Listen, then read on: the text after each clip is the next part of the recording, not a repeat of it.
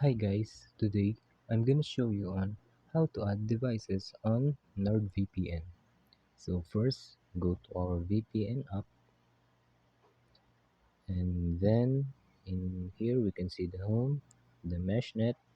So click this second option and gonna allow this, and then in here we can see the share files, the manages device.